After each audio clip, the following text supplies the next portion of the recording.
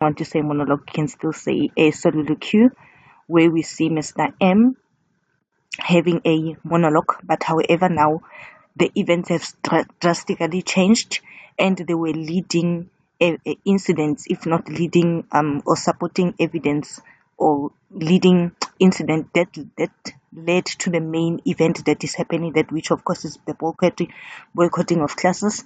And from the scene that we just did, we know that Tamin joined the comrades and is now members of the comrades, and he did allude to the fact that there will be boycotting of classes. Now, in this scene, we are going to see hopeless and alone Mr. M's monologue about all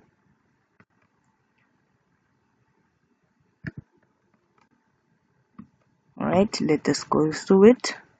Right. Mr. M's monologue about the nightmare of trying to get from his home to the school during the riot. Now the action is really taking place indeed. Now there is a school boycott, as Tammy has indicated to us as the audience. All possible routes were blocked by policemen and protesters, so he couldn't make it. Instead, he started wandering the area, watching cars and buildings burn while the police chased after children. Now, in essence, when the community started protesting, Mr. M's worst fear come come true, and Breakwater descends into violence. He considers this violence a nightmare. You know, when you can't sleep and you are having a nightmare, which it takes us back to the words of Tammy when he said, Mr. M has ears and eyes, but he seemed not to hear, no, not to see, because of his old fashioned way of perceiving things. He is somehow out of reality. So even now, he's describing everything that is happening, it being the boycotting of classes, the riot, burning of buildings, all this chaos as a nightmare. More like it feels like a dream, but a very bad dream to him. Right. He considers the violence a nightmare because it overturns the orderly routine that gives his life meaning. Remember, he's an authoritative person, he's an educator, but he loves his learners, okay, or rather his students. And he believes in order. He believes in solving things using words and in an amicable manner. Now you can just imagine a person of that stature and nature, and a person of that character trait being exposed to violence. Of course, it's going to be a shock to his system. Now that's why he says that this is a nightmare because it contradicts his orderly routine that gives his life meaning, his daily commute between home and school.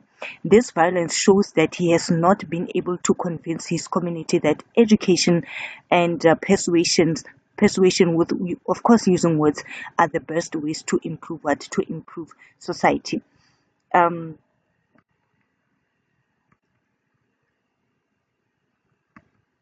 Right. And interesting again, it's that Mr. M passed a young student writing on the wall, liberation first, then education.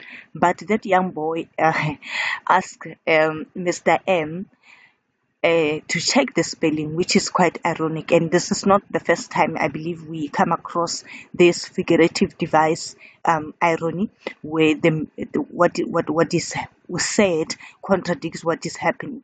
So if you say liberation first, then education, you cannot be asking for a spelling, because once you ask for a spelling, you're contradicting this belief, because you are simply saying then education is should come first, then liberation later. Because if that was the case, it means that the young boy could not care less about the spelling. But again, in my view, to add on that, it also says a lot about the impact that Mr. M had on the learners, on the basis that even in the midst of chaos, this young boy found time to ask for the correct spelling. It means that Mr. M indeed was a good educator.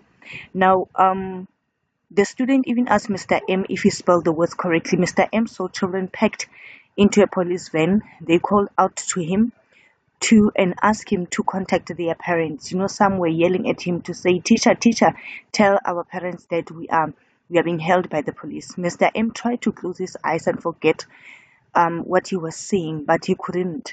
other children started throwing rocks at the police, who fired tear gas back at them, choking on gas and clinging to lampposts. Mr. M told himself he has to do something to stop what?